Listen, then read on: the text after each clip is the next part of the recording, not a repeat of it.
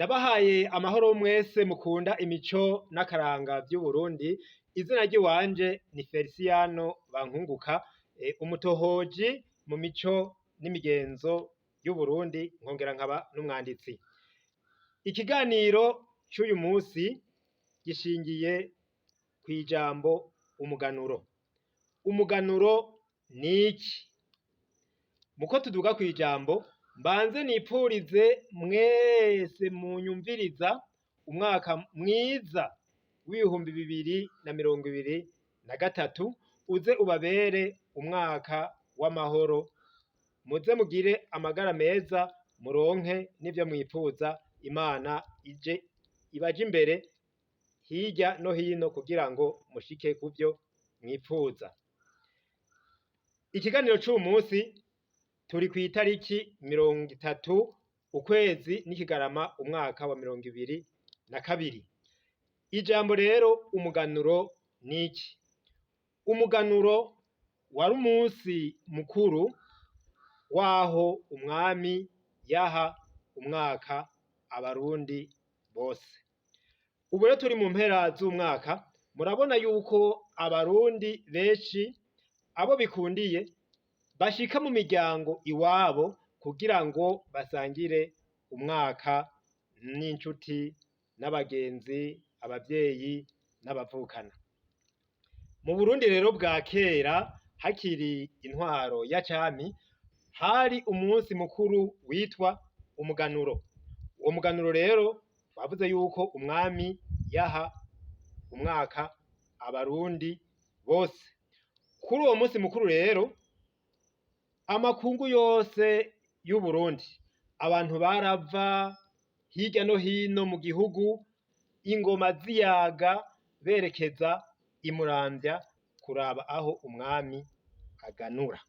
Kuganura rero ni ugutanga umwaka ku mwami.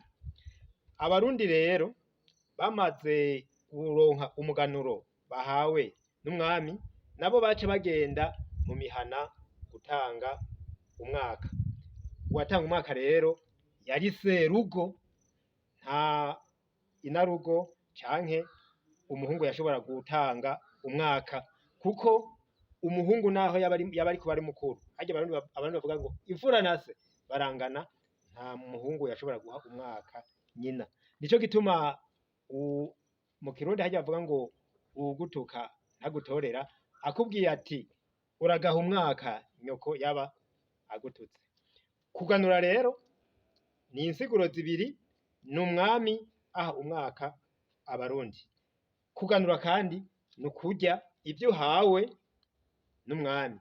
Umuganuro rero wari uwo munsi uhuza abarundi bose, bakava hirya no hino bagashika aho umwami aganura. Cari ikimenyetso c'ukunga ubumwe. Abarundi rero bamaze guhabwa uwo munsi mukuru, nabo bakawuhabwa mu muryango, karaba arakanyamuneza, bagasangira utwo bafise.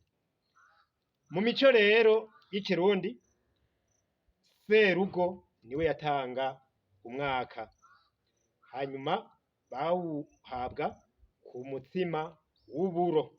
Abarundi bose bafungura umutsima w'uburo mu gihe cyo kurya umwaka, mu gihe umwami wewe yatanga umwaka ku masaka. Nuko rero barundi mwese, mwebwe mudukurikira muri hirya no hino, reka ikiganiro c'uyu munsi kijanye n'umuganuro ni ca mbere. Tuze duhurire mu kiganiro kigira kabiri, tuganira kandi ku bijanye n'umuganuro. Uyu munsi rero munkunde ndabasezere mvuga nti tugira amahoro, nongera kubipfuriza umwaka mwiza muhire, buca dutangura mugira amahoro.